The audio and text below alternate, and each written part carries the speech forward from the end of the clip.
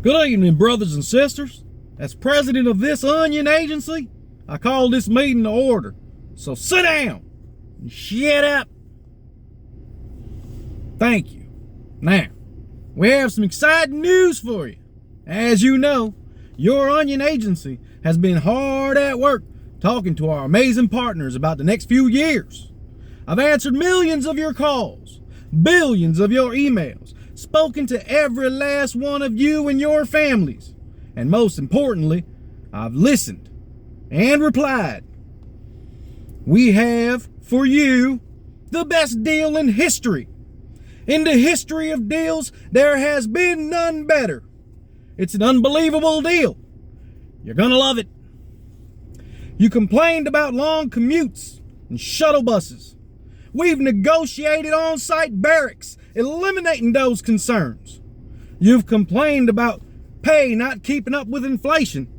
With con bucks as your pay, we eliminate inflation and taxes. No more worrying about the US dollar with con bucks. You cried, I can't live where I work. We bring you Innovation Zone housing for you and your family for free. That's right. You can get your sons and daughters enrolled in our Innovation Zone schools and get them on early start in an amazing career. You complained about job site security. This Innovation Zone deal creates an independent security force aimed at keeping you safe and productive. With Innovation Zone cemeteries, your family will be cared for from the cradle to the grave. Talk about a callback to labor history. We love our country, our contractors, our patriots, ourselves, and our contractor town. Sounds dystopian, doesn't it? But is it? I want to tell you a story about Pullman, Illinois, and a little thing called the company town, which, if we're not careful, will make a comeback. The story of Pullman, Illinois. Pullman was located on 4,000 acres of land south of Chicago.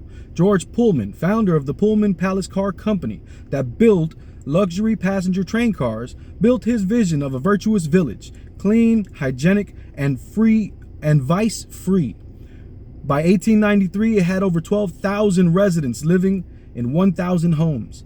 A home was defined as a flat in a fourplex attached row house, set along broad, well-lit streets near good schools, public libraries, and parks.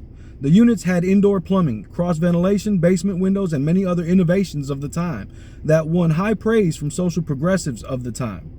The overall quality of the homes was far superior to that of the average home back then. Unlike today's housing first advocates, George Pullman and other company town developers believed that just providing housing was not enough to keep their employees to help their employees lead a virtuous, productive, and happy life.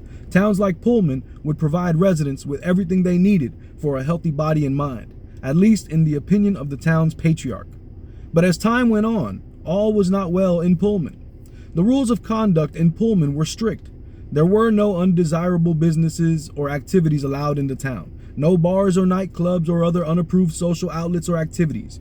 Public gatherings were banned. Library books were carefully screened for purity and political correctness. Theatrical performances were heavily censored, and residents were subjected to random inspections to weed out troublemakers. Transgressions resulted in fines or losing one's job and home, and consequently having one's family thrown out into the street. And residents had no say in the governance of their town whatsoever. Worst of all, the wonderful life residents enjoyed was fundamentally precarious to begin with. If the company went under, the town was out of business too, and everyone was left to fend for themselves. Despite all this, applications for jobs remained very high. The late 1890s was a time when the ability for a working person to find a decent job, any job that would afford him the ability to have his family live in a safe town with free education for his children and a roof over their heads, was almost impossible to find. Most major cities were filled with rundown tenements where multiple families were crammed into dark railroad flats. So Pullman employees begrudgingly put up with all the restrictions. But when economic hard times came and rents were jacked up to cover companies' financial losses, many workers found themselves in a profitless situation. Pullman's residents eventually went on strike and rioted in 1894, which brought about the death of 40 people in bloody battles with company-paid police and federal troops called in to quell the riot by President Grover Cleveland. In the end, when George Pullman died in 1897, he was so despised they had to bury his coffin in thick concrete to prevent the desecration of his remains. The Pullman strike was at the time one of the worst in U.S. history, so much so that a national commission was created to investigate. That commission determined that the forced social engineering, experimentation, and paternalism at Pullman that was so embodied in every aspect of the town's culture was largely to blame for its downfall. Modern life after the turn of the century celebrated social change and personal reinvention, and other concepts that we take for granted as being uniquely American today. The early 20th century labor movements broke the grip of corporate paternalism, and as middle-class earnings rose after World War II, consumerism became the new utopian vision. Public schools and public libraries and public parks became the norm. The affordability of the automobile also meant it was easier to commute to a job while living somewhere that benefited one's family life. And the idea of living under the dictates of someone else's opinion of what is or is not moral also saw major rebellion during the 20th century.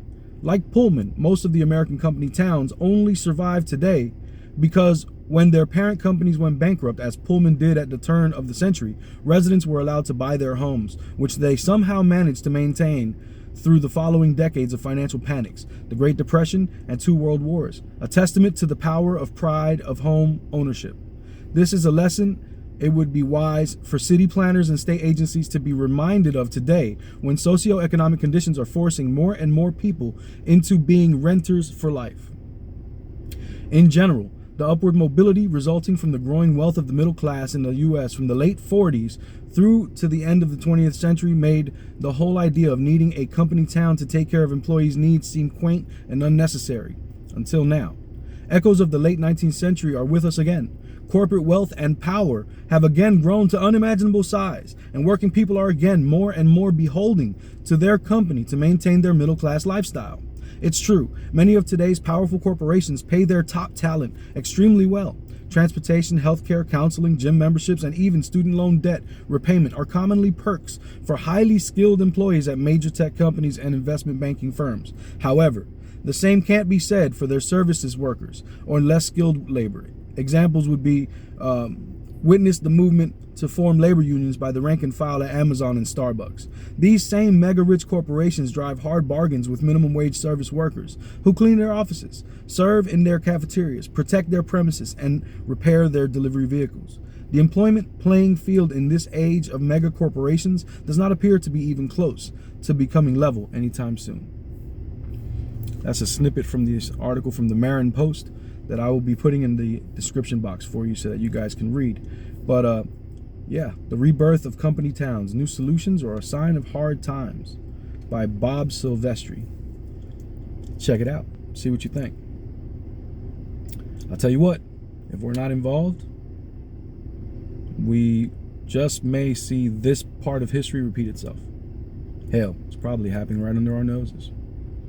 Anyway, my name's Eric. You're watching Union Minded. Remember, the fight's not left and right. It is up and down. It's going to take solidarity to win always. Each one teach one. Get out there and reach one. And remember, there can be no union without you and I front and center. Let's go. Peace.